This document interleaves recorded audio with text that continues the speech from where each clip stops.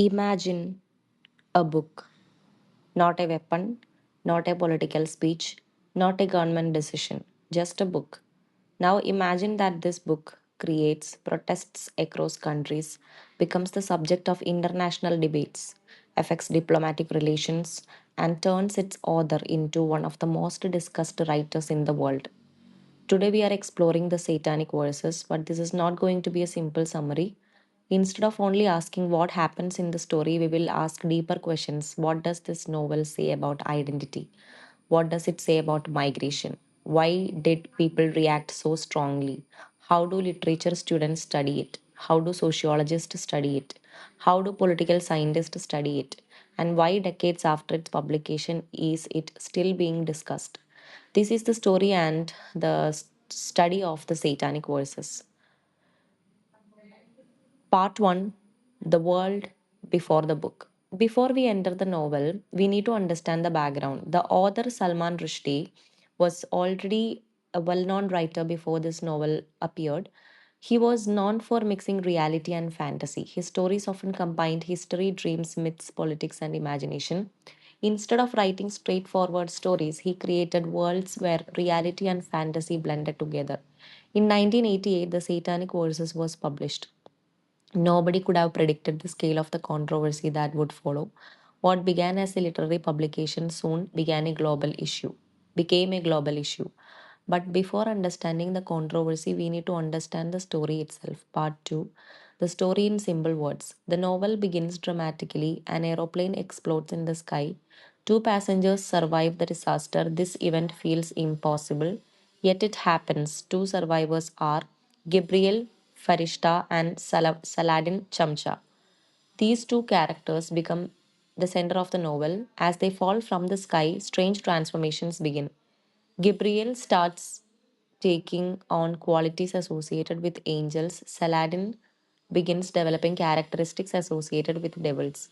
But the novel is not saying that one person is good and the other is evil. Instead, it is asking a question: what happens when people lose their sense of identity? What happens when they are caught between different cultures? The rest of the novel follows their journeys, dreams, struggles, and changing identities. Reality mixes with imagination, dreams become important, memories become important, questions become more important than answers. Part 3, this is not just a story. Many readers make a mistake. They think the book is only about religion. Actually, the novel discusses many different themes. As its heart, it is a story about identity. Think about migrants. Someone leaves one country and moves to another. They carry memories from the old world, but they must adapt to a new world. Over time, they may feel that they belong fully to neither place. The novel explores this feeling deeply. The characters are constantly changing. They are asking, who am I? Where do I belong? Which culture is truly mine? These questions make the novel relevant even today. Part 4, Studying the Book Through Literature. Now let us imagine that we are literature students. What do literature professors find interesting about this novel? First, they study its style. The novel does not follow a simple linear path. Reality and fantasy are mixed together. Dream sequences appear. Symbolism appears everywhere. Characters often represent larger ideas. Second, scholars study the language. Rushdie uses rich descriptions, wordplay, cultural references, and imaginative storytelling. Third, literature students examine magical realism. Magical realism is a style where extraordinary events occur within an otherwise realistic world. The novel is considered one of the major examples of this literary technique. From a literary perspective, many scholars consider it ambitious, experimental, and complex.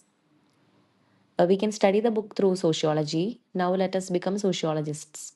Sociology studies people, societies. From this perspective, the novel becomes a study of migration.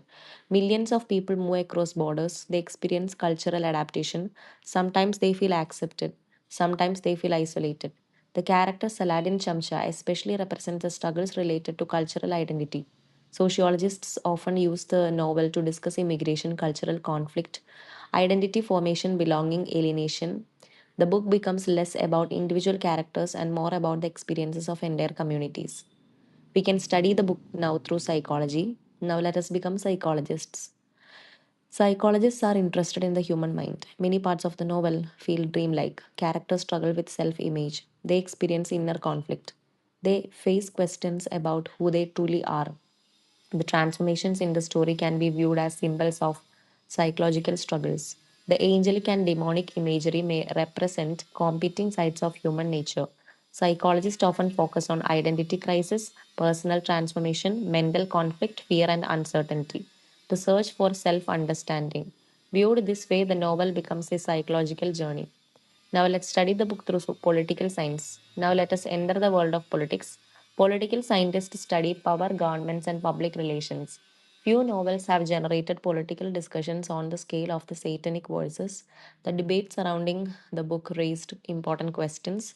Should artistic expression have limits? How should governments respond when a work of art causes public outrage? How should societies balance freedom of expression and respect for religious beliefs? Political scientists continue discussing these questions today.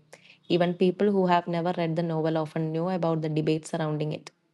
Now let's study the book through religious studies. Religious studies scholars approach the novel differently. They analyze how religion is represented in literature. They examine symbolism, interpretation, and public relations.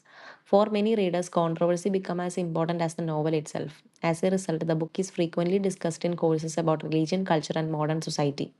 The focus is often not only on what the novel says, but also on how different communities responded to it. Thousands of novels are published every year. Most are forgotten. Yet this novel continues to be discussed. Why? Because it sits at the intersection of many important topics: literature, religion, politics, identity, migration, freedom of expression, cultural conflict.